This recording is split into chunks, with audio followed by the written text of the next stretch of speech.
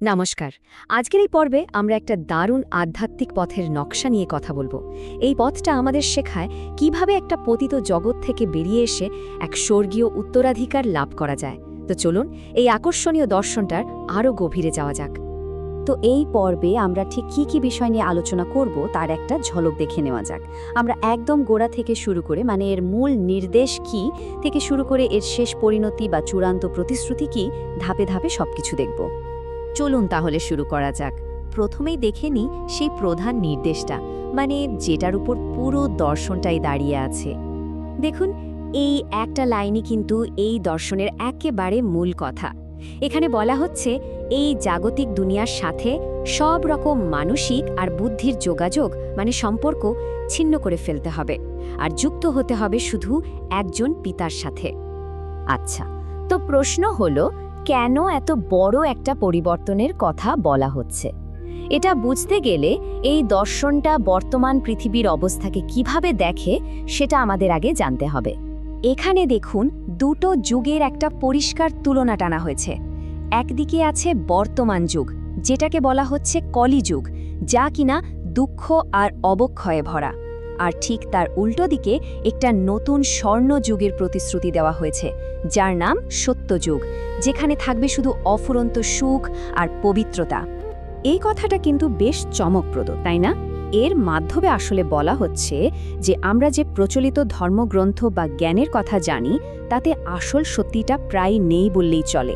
তুলনাটা দেখুন, ঠিক যেন এক বস্তা ময়দার মধ্যে এক চিমটি নুন। এখানে আরও একটা দারুণ রূপক ব্যবহার করা হয়েছে। বর্তমান দুনিয়ার আধ্যাত্মিক অবস্থাকে বলা হচ্ছে কাঁটার জঙ্গল।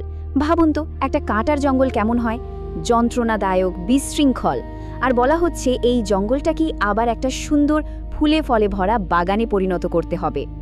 কিন্তু এই জঙ্গলকে বাগানে বদলে ফেলাটা কি এতই সোজা? অবশ্যই না। এই পথে বেশ কিছু বাধা আসবেই।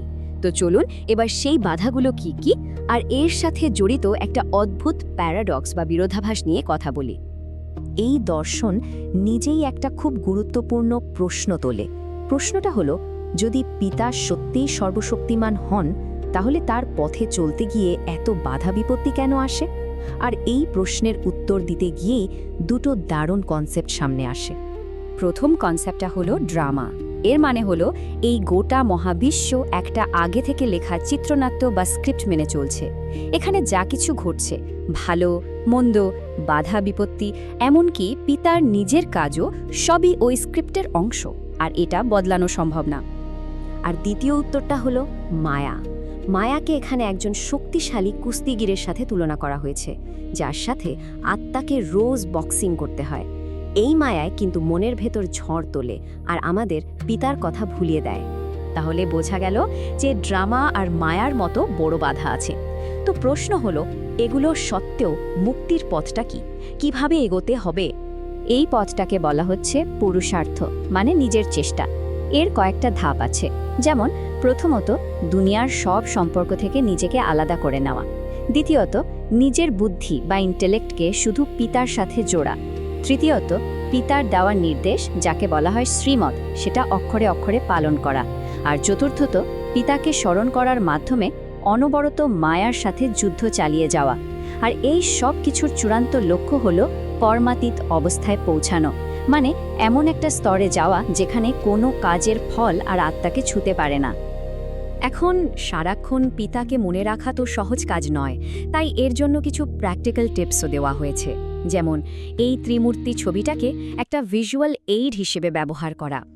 এমন জায়গায় ছবিটা রাখতে বলা হয়েছে যাতে ঘুম থেকে উঠেই চোখে পড়ে, আর মুখে মুখে নিজের লক্ষ্যটা মনে করা, যে শিব বাবা ব্রহ্মার মাধ্যমে আমাদের বিষ্ণুপুরের রাজা রানী বানাচ্ছেন, আর সারাদিনের সব কাজের মধ্যে এই স্মরণটা ধরে রাখতে হবে। এবার একটা বেশ মজার জিনিস দেখা যাক। এই যে জ্ঞানের কথা বলা হচ্ছে, সেটা তো কেউ একজন দিচ্ছেন। তো এখানে অনুসারী, মধ্যস্থতাকারী আর আসল যে ঐশ্বরিক উৎস, এই তিনজনের মধ্যে সম্পর্কটা ঠিক কেমন? এখানে একটা দারুণ উপমা দেওয়া হয়েছে। ভাবুন, বিয়ের জন্য একজন ঘটক বা ব্রোকারের দরকার হয়, কিন্তু বিয়েটা হয়ে গেলে কি আর কেউ ব্রোকারকে মনে রাখে? এখানে ঠিক তেমনই বলা হচ্ছে যে ব্রহ্মা হলেন সেই মধ্যস্থতাকারী, তার মাধ্যমে পিতার সাথে সংযোগ হয়, কিন্তু সংযোগ হয়ে যাওয়ার পর ফোকাসটা রাখতে হবে শুধুমাত্র পিতার উপরে। তো এত চেষ্টার পর এত বাধা পেরিয়ে শেষ পর্যন্ত পাওয়া যাবেটা কি? চলুন এবার আমরা একদম শেষ পর্যায়ে যাই আর দেখি এই পথের চূড়ান্ত পুরস্কার বা উত্তরাধিকারটা কি। এখানে কিন্তু এক বিরাট পুরস্কারের কথা বলা হয়েছে। শুধু আধ্যাত্মিক শান্তি নয়, বরং নতুন যে স্বর্ণযুগ আসবে সেখানে মহারাজা বা মহারানী হিসেবে শাসন করার অধিকার, নতুন দুনিয়ার সূর্যবংশে একটা জায়গা, আর আত্মাকরীর মতো অবস্থা থেকে একেবারে হীরের মতো হয়ে উঠবে। ৮৪ জন্মের যে চক্র সেটাও পূর্ণ হবে, আর পাওয়া যাবে চিরস্থায়ী সুখ। সুতরাং বুঝতেই পারছেন, এটা শুধু একটা জীবনের গল্প নয়, এটা আসলে আত্মার ৮৪টা জন্মের একটা বিশাল মহাজাগতিক চক্রের শেষ। বলা হচ্ছে অনুসারীরা এখন সেই চক্রের শেষে এসে পৌঁছেছে, আর তারা আবার পবিত্র অবস্থায় ফিরে যাওয়ার জন্য তৈরি। এরপর আবার নতুন করে চক্র শুরু হবে। তাহলে পুরো আলোচনার সারমর্মটা কি দাঁড়ালো? এটাই যে এই দর্শনের মূল কথাই হলো এই দুনিয়ার ওপর থেকে ফোকাস সরিয়ে নিজের বুদ্ধিকে পুরোপুরি এক ঐশ্বরিক শক্তির সাথে জুড়ে দেওয়া, আর এটাই হলো মুক্তি আর ভবিষ্যতের পৃথিবীতে রাজত্ব পাওয়ার আসল চাবিকাঠি। কিন্তু সব শেষে একটা প্রশ্ন কিন্তু থেকেই যায়, যদি সবকিছুই ড্রামার স্ক্রিপ্টে আগে থেকে লেখা থাকে, তাহলে এই যে এত ব্যক্তিগত চেষ্টা বা পুরুষার্থ, তার আসল মানেটা কি? এই প্রশ্নটা কিন্তু আমাদের আরও গভীরে ভাবতে শেখায়।